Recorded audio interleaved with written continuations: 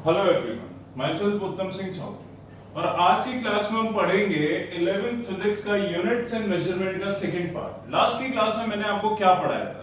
Last की class का एक क्विक रिवीजन ले लेते हैं जिससे आपको क्लियर हो जाए कि लास्ट की क्लास में अपन ने पढ़ा गया था।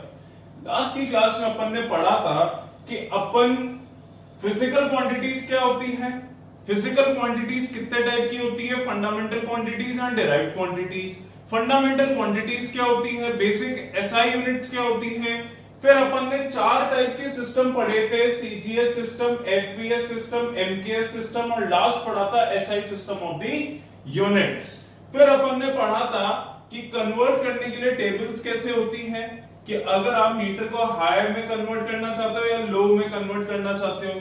फिर अपन ने पढ़ा था फर्मी मीटर, आर्मस्ट्रॉन्ग। एक अपन ने पढ़े थे तीन एस्ट्रोनॉमिकल यूनिट्स, यानी एस्ट्रोनॉमी में जो काम में आती है। First one was light year, second was astronomical unit and third one was parsec. इनके कुछ क्वेश्चंस भी मैंने आपको दिए थे।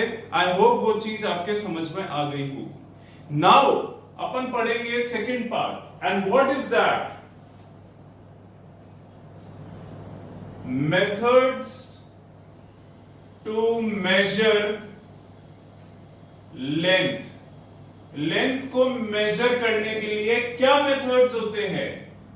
दो टाइप के मेथड्स होंगे। एक तो डायरेक्ट मेथड होगा कि आप डायरेक्ट लेंथ को मेजर कर लें, और दूसरा होगा इनडायरेक्ट मेथड,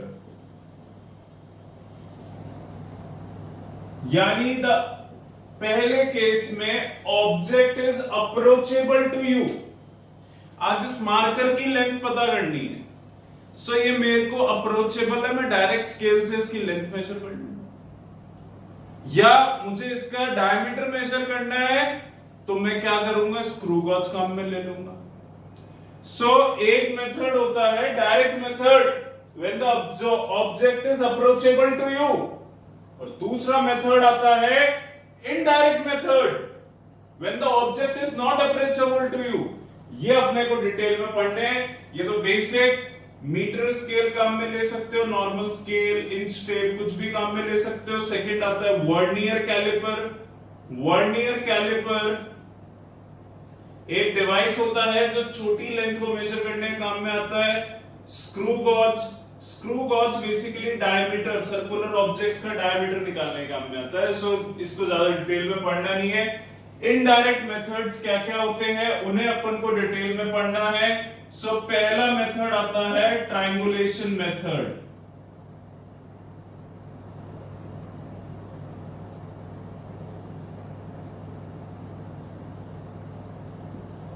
मुझे इस टावर की हाइट निकालनी है h।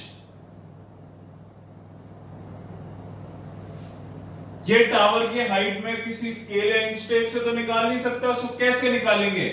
इससे d डिस्टेंस दूर मैं खड़ा हूंगा,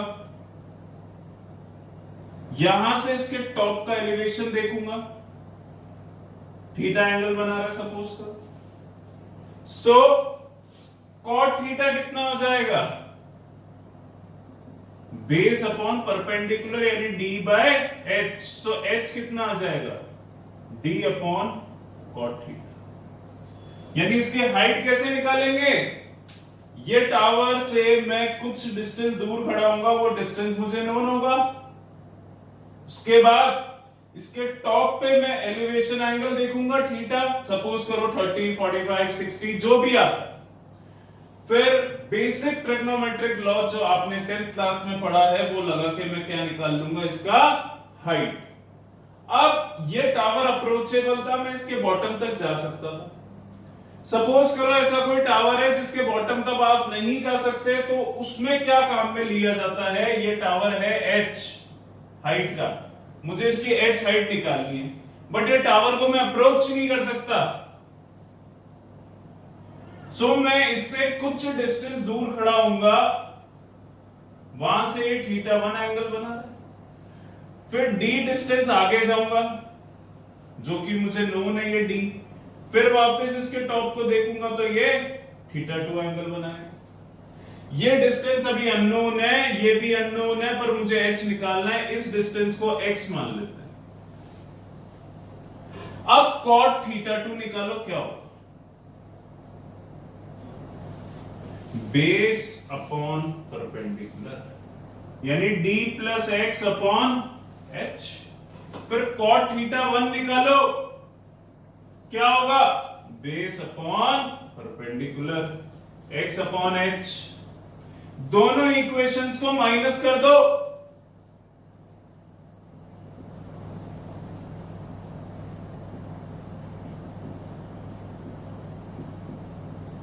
एलसीएम आ गया, x से x कट हो गया, cot theta 2 minus cot theta 1 बराबर d बाय एच आ गया। h कितना आ गया? d upon cot theta 2 minus cot theta 1। बोलो क्लियर है? सो इन दोनों केसेस में मैंने हाइट ऑफ टावर निकाली, थीटा एंगल मुझे नोन थे, थीटा 1 थीटा 2 एंगल्स मुझे नोन थे। यहां पे हाइट निकाली d upon cot theta, theta angle मुझे पता है, d मुझे पता है कि टावर से कितना दूर मैं खड़ा हूं। मैं दोनों की वैल्यूज पुट करूंगा, सॉल्व होके यहां पे मुझे इस टावर की हाइट निकालनी है, h कितना आ गया? d upon cot theta 2 minus cot theta 1। पर ये टावर का बॉटम अप्रोचेबल नहीं है, तुम यहां तक नहीं जा सकते। सो तुम किसी भी डिस्टेंस पर खड़े होकर पहले उसके टॉप का एंगल देखोगे थीटा 1, फिर कुछ डिस्टेंस मूव करोगे जो तुम्हें नोन है, फिर वापस उसके टॉप का एंगल देखोगे। cot थीटा 1 cot थीटा 2 निकाल लिया, थीटा 1 थीटा 2 पता है, d पता है, सॉल्व हो गया। Is that clear? ये बेसिक ट्रिग्नोमेट्रिक लॉ है जो किसी की भी लेंथ निकालने के काम में आता है। It's an indirect method. आज किसी भी टावर की हाइट या किसी भी लाइट हाउस हो गया कोई, उसकी हाइट आप इंच टेप हो गया या कोई स्केल हो गया, उससे तो मेजर कर नहीं सकते। सो ये मेथड्स प्रैक्टिकली काम में है। Is that clear? इसका स्क्रीनशॉट ले लीजिए।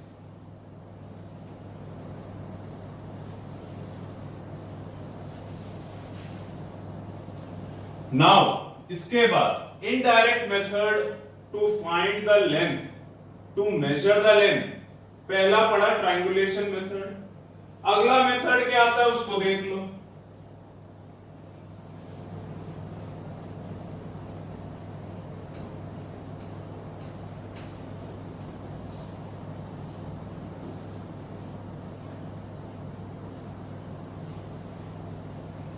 अगला मेथड आता है पैरेलैक्स मेथड।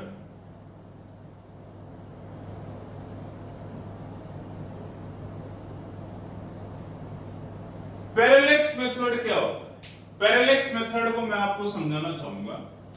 ये सामने एक मार्कर रखा हुआ है, आपने अपनी राइट आई से इसको देखा, फिर राइट आई को क्लोज वापस किया, लेफ्ट आई से देखा। सो जब दोनों आई से इस मार्कर को देखेंगे तो हल्का सा एक शिफ्ट दिखेगा इसकी पोजीशन में। ये अपीयरेंट शिफ्ट होगा, एक्चुअल में मार्कर स्टिल था। मैंने मेरी एक बार लेफ्ट आई से देखा, एक बार राइट आई से देखा, तो एक हल्का सा शिफ्ट दिखेगा मुझे इसमें, and that shift is called as parallax. Actual में मार्कर में कोई शिफ्ट नहीं हुआ, बट मैंने जब इसको दोनों आईज से देखा तो मुझे एक अपीयरेंट शिफ्ट देखा। That apparent shift is called as parallax। इसको समझने के लिए एक पेन को आप अपने सामने रखे, एक बार आप उसको राइट आई से देखिए, एक बार लेफ्ट आई से देखिए, दोनों की पोजीशन में आपको हल्का सा डिफरेंस दिखे, and that little difference is called as parallax। This method is used to find the diameter, length of the planets। and कैसे ये मेथड काम में आता है उसको देखिए। इसमें अपने को दो पार्ट पढ़ने हैं। First one is to find the distance of moon और एनी प्लैनेट। सो पैरेलैक्स क्या होता है ये क्लियर है? सो पहला मेथड इसमें आएगा to find distance of moon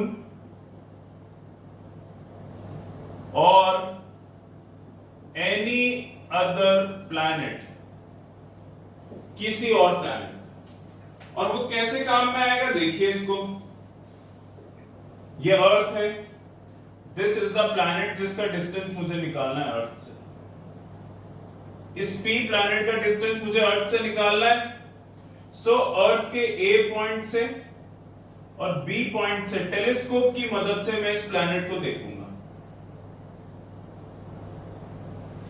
समझ गए?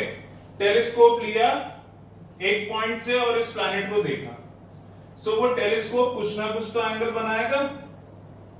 टेलीस्कोप में ऐसा डिवाइस होता है जो एंगल मेजर कर देता है। सपोज करो सामने एक ऑब्जेक्ट देख रहा हूं दैट इज 0 डिग्री। अब मैंने अगर इसको शिफ्ट करा टेलीस्कोप को और एक प्लैनेट को देखने की कोशिश की, तो ये जो एंगल बनता है, ये वाला एंगल, ये टेलीस्कोप बता देता है, उसके ऊपर डिवाइस लगा हुआ होता है। वैसे ही इस प्लैनेट का एंगल टेलीस्कोप से क्या आ जाएगा, φ2। इन दो पॉइंट्स के बीच का डिस्टेंस तो मुझे पता होगा अर्थ के ऊपर, जिसे कहते हैं बी बेसिस। क्या कहते हैं, बेसिस। और इस प्लैनेट का डिस्टेंस मान लेते हैं एस अर्थ से। अब देखिए, इसको समझने की कोशिश कीजिए। अर्थ पे दो पॉइंट से मैंने एक प्लैनेट को देखा, टेलीस्कोप से देखा तो उस प्लैनेट का एंगल ए पॉइंट से φ1 बन रहा था और बी पॉइंट से φ2 बन रहा था। टेलीस्कोप के ऊपर ऐसा डिवाइस होता है कि जो एंगल को मेजर कर लेता है। आज यहां पे मैंने टेलीस्कोप रख रखा है 0 डिग्री पे। अब मुझे एक प्लैनेट देखना है यहां पे, तो मैं इस टेलीस्कोप को मूव करूंगा, ये एंगल मुझे पता होगा। So this is φ1, this is φ2। Earth के दो पॉइंट्स के बीच के डिस्टेंस को कहा जाता है बेसिस, और जो कि मुझे पता होगा। अब बात करते हैं, ये एस वो डिस्टेंस है जो प्लैनेट का अर्थ से, और ये मुझे निकालना है कि अर्थ से प्लैनेट कितना दूर है।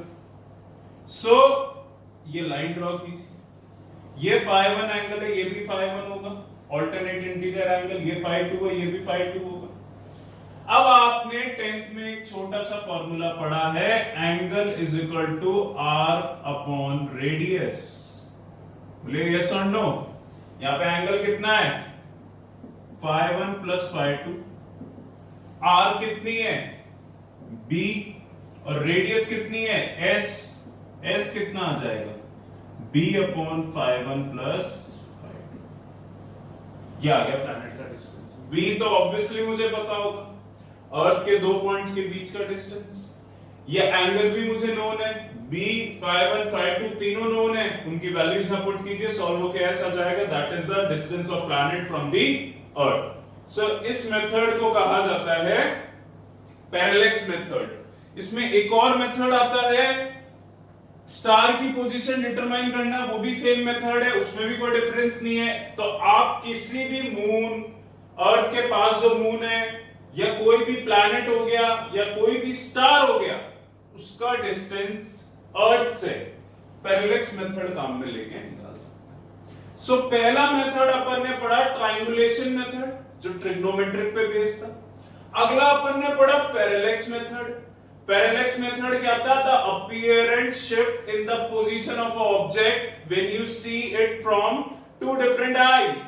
राइट आई, लेफ्ट आई से जब मैं किसी सेम ऑब्जेक्ट को देखता हूं जो कि एक पॉइंट पे फिक्स्ड है, तो मेरे को उसकी पोजीशन में अपीयरेंस शिफ्ट दिखता है, जो एक्चुअल में नहीं होता, सिर्फ ये आईज की वजह से दिख रहा है, अपने आईज के अपीयरेंस शिफ्ट दिख रहा है। So this shift is called as parallax. Is that clear? अब बात करते हैं अपन, अगला मेथड आता है intensity method.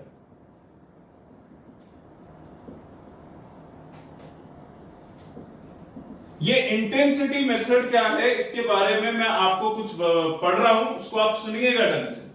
This is a spectroscopic method based on the inverse square rule of intensity.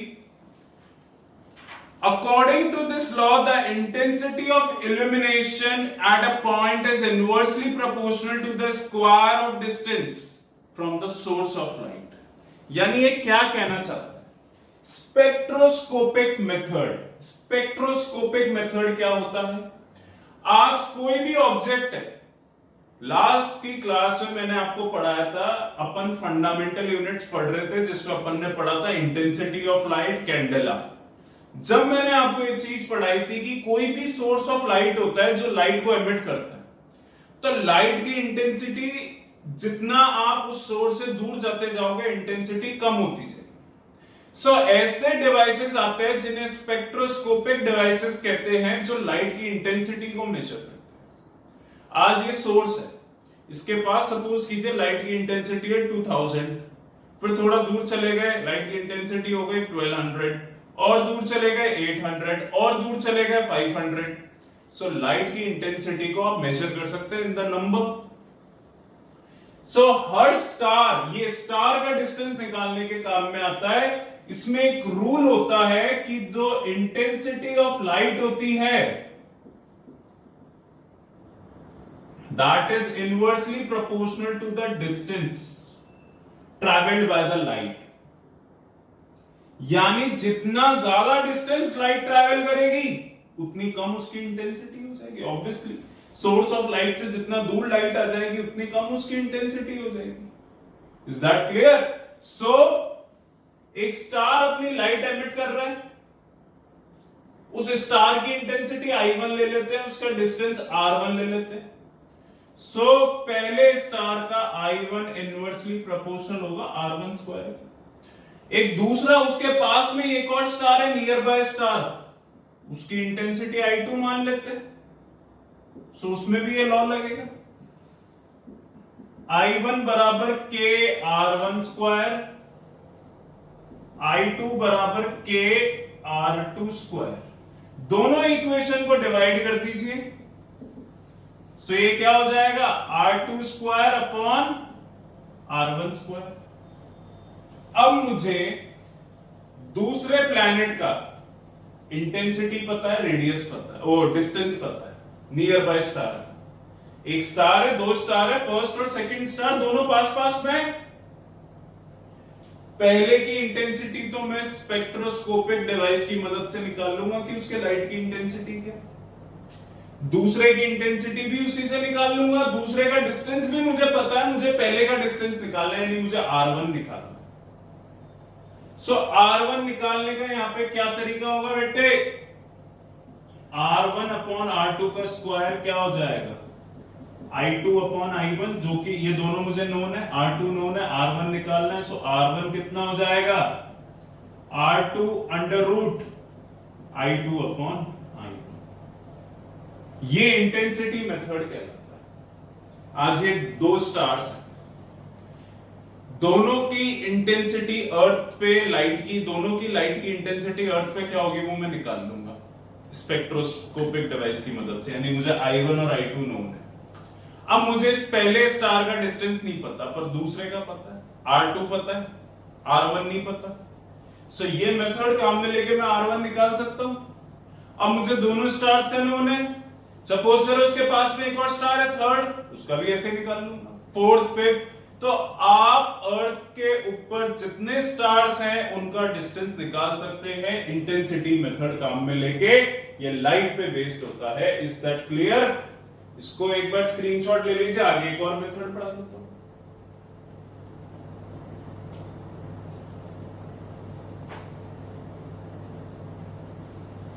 Now अगले मेथड पे अपन आते हैं। तो देखिए दो टाइप के प्लैनेट्स होते हैं। एक प्लैनेट होता है inferior planet, the planet which are closer to the sun. एक होते हैं superior planet which are farther from the sun than the earth. यानी अर्थ से पहले जो सन के पास प्लैनेट्स प्रेजेंट है उन्हें इंफीरियर कहा जाता है।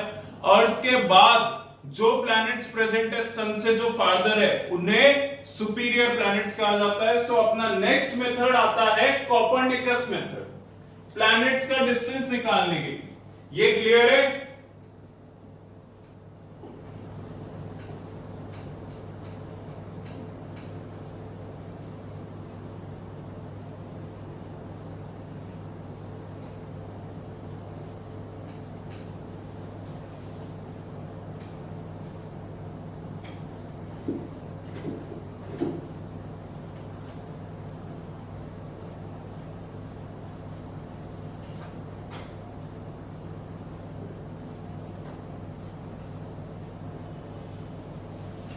अगला यानी फोर्थ मेथड अपने पास आता है Copernicus method. And what is Copernicus method?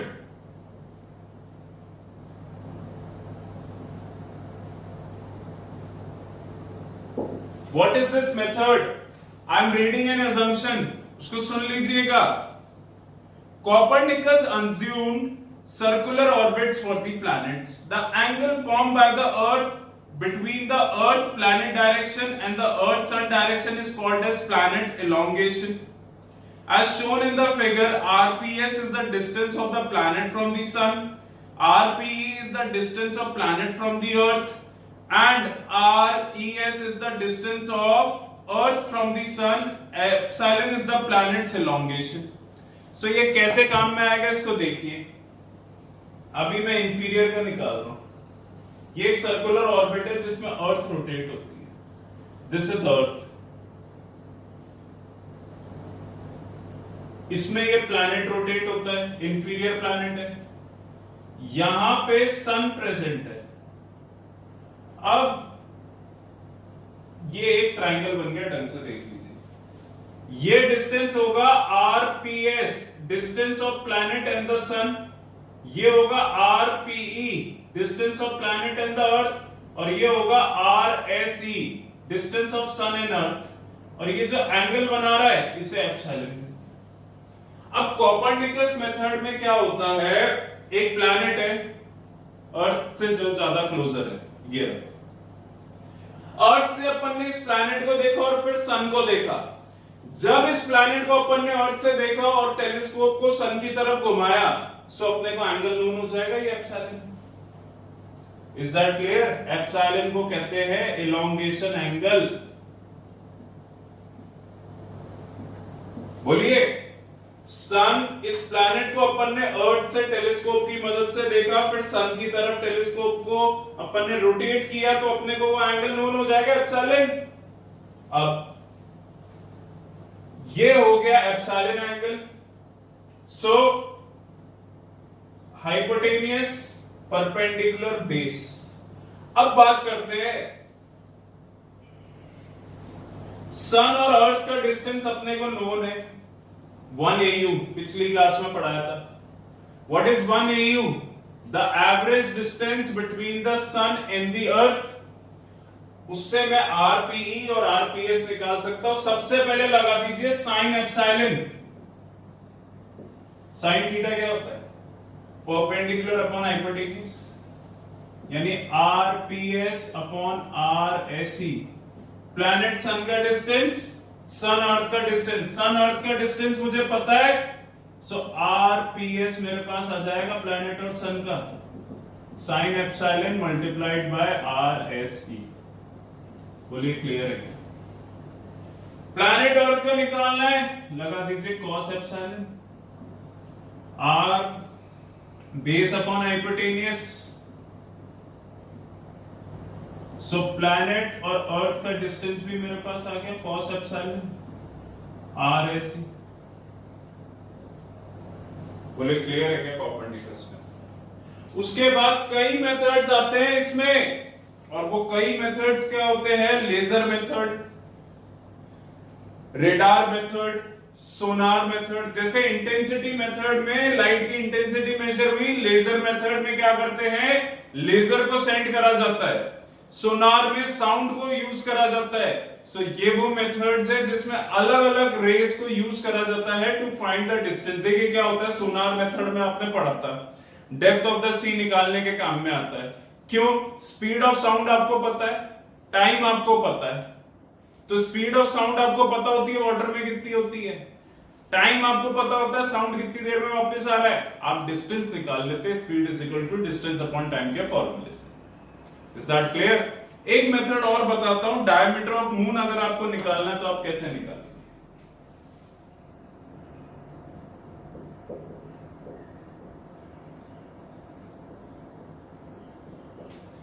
This is the moon. ये रहा इसका डायमीटर d. ये मुझे निकालना है. सो अर्थ के एक पॉइंट से मैं इसके टेलीस्कोप से एक बार तो ए पॉइंट को ऑब्जर्व करूंगा, एक बार बी पॉइंट को ऑब्जर्व करूंगा. टेलीस्कोप से ए और बी को दोनों मेजर करूंगा. सो ये सपोज करो बनेगा एंगल थीटा. ये डिस्टेंस मुझे नोन है मून और अर्थ के बीच में.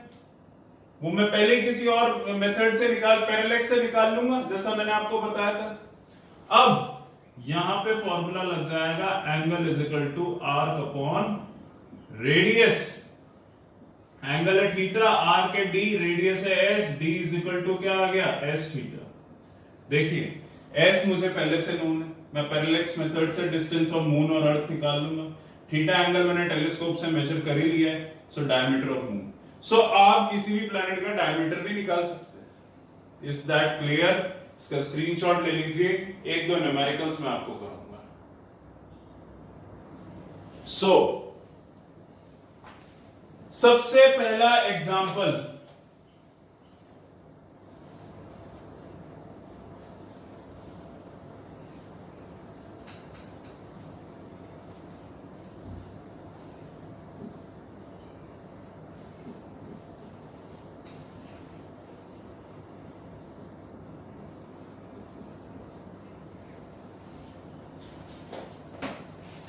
Calculate the angle of a 1 degree 1 minute 1 second in radiance. देखिए एक्चुअल में क्या होता है, एंगल आपने पढ़ा है रेडियन और डिग्री में। 360 डिग्री में 2 पाई रेडियंस होते हैं। सो 1 डिग्री में कितने हो जाएंगे, 2 पाई अपॉन 360। जब आप इसको सॉल्व करेंगे, सॉल्व हो क्या आएगा, 1.745 इंटू 10 की पावर -2 रेडियन। सो 1 डिग्री में इतने रेडियन, सो 1 डिग्री में इतने रेडियंस होते हैं। 1 मिनट में 1 डिग्री में 60 मिनट्स होते हैं। 1 degree is equal to 60 minutes.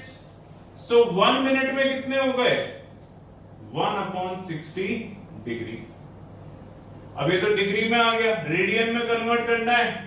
So 1 degree में कितना बढ़ा था ये, सो ये हो जाएगा 1.745 इंटू 10 की पावर -2 अपॉन 60, जो कि सॉल्व होके आपका आएगा 2.91 इंटू 10 की पावर -4 रेडियन। सो 1 मिनट में इतने रेडियन होते हैं। वापस कहानी आती है, 1 मिनट में 60 सेकेंड्स, सो 1 सेकेंड्स में कितना हो जाएगा, 1/60 मिनट्स। अब 1 मिनट में इतने रेडियन होते हैं, सो 2.91 इंटू 10 की पावर -4 अपॉन 60 सेकेंड्स। सो यह आपका आ जाएगा, सॉरी रेडियन में, और ये सॉल्व होके आ जाएगा 4.85 इंटू 10 की पावर -6 रेडियन। सो डिग्री में कितने रेडियन होते हैं ये आपको क्लियर है, मिनट्स में कितने रेडियन होते हैं ये क्लियर है, और सेकंड्स में कितने रेडियन होते हैं ये आपको क्लियर है। ये एग्जांपल 11 है, और ये आपको लर्न करने पड़ेंगे क्योंकि न्यूमेरिकल्स में काम है। अब एक क्वेश्चन सुनिए, example 15। The angular diameter of the sun is 1920 seconds. If the distance of the sun from the earth is 1.5 into 10⁻11 meter, what is the diameter of the sun? सन का डायमीटर पूछा है। अब सन का एंगल दे रखा है 1920 second, यानी theta आपको दे रखा है, एग्जांपल 15 में करा रहा हूं 1920 सेकेंड्स। सन का डिस्टेंस दे रखा है अर्थ से, यानी एस दे रखा है 1.5 इंटू 10⁻11 मीटर, यानी ये रहा सन। सन का डायमीटर पूछा है अर्थ से, सन का ये एंगल दे रखा है 1920 सेकेंड्स, और ये डिस्टेंस दे रखा है 1.5 इंटू 10⁻11 मीटर। अभी आपने पढ़ा था किसी भी प्लैनेट का डायमीटर निकालना है, सो फॉर्मूला क्या होगा, d is equal to S theta. अभी जस्ट मैंने पढ़ा है 1.5 इंटू 10 की पावर 11 1920 सेकेंड्स, बट ये सेकेंड्स में सॉल्व नहीं होगा, इसको आपको रेडियन में कन्वर्ट करना पड़ेगा, और 1 सेकेंड्स में 4.85 इंटू 10 की पावर -6 रेडियन होता है। आप इसको सॉल्व करके मीटर में आंसर निकाल ले, सो डायमीटर ऑफ सन आ जाएगा। बोलिए क्लियर है क्या? एग्जाम्पल जो मैं आपको बोल रहा हूं वो कर लीजिएगा। एग्जाम्पल 11 मैंने करा दिया बोर्ड पे, 12, 14, 15, 17।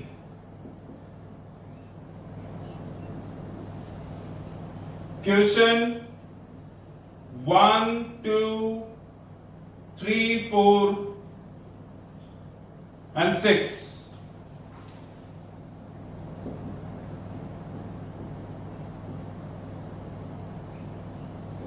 This is your homework.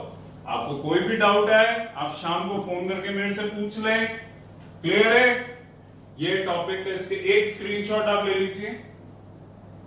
सो आज की क्लास में अपन ने पढ़ा है लेंथ को कैसे निकाला जाता है. डायरेक्ट मेथड्स तो बहुत इजी है, metre scale, vernier calliper, screw gauge. Indirect methods में एक पढ़ा अपन ने ट्रायंगुलेशन मेथड जो आप 10th क्लास में पढ़ चुके हैं, हाइट एंड डिस्टेंस ट्रिग्नोमेट्री में. फिर अपन ने पढ़ा parallax method. Parallax is an important method, उसके न्यूमेरिकल्स. फिर अपन ने पढ़ा क्या कहते हैं इंटेंसिटी मेथड कि लाइट की इंटेंसिटी पे, उसके न्यूमेरिकल्स आपको देखने को नहीं मिलेंगे, आप परेशान ना हो. फिर आपने पढ़ा Copernicus method, that's an also based on trigonometry. Diameter निकालने के लिए एक मेथड अपन ने बेसिक पढ़ा, angle is equal to arc upon radius. ये कुछ न्यूमेरिकल्स करें. और न्यूमेरिकल सबसे ज्यादा में ये आपको लर्न करना पड़ेगा, 1 डिग्री में कितने रेडियन, 1 मिनट में कितने, 1 सेकंड्स में कितने रेडियन.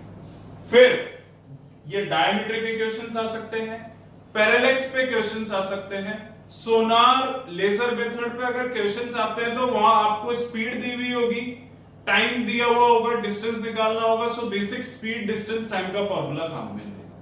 क्लियर है? और यूनिट्स को कन्वर्ट करना ना भूले, जैसे ये 1920 सेकंड्स था तो उसको मैंने कन्वर्ट किया है. एंगल हमेशा रेडियन में रहेगा, स्पीड मीटर पर सेकंड में रहेगी, टाइम सेकंड्स में रहेगा, डिस्टेंस मीटर में रहेगा. इस चीज को दिमाग पे ध्यान रखें. क्लियर है?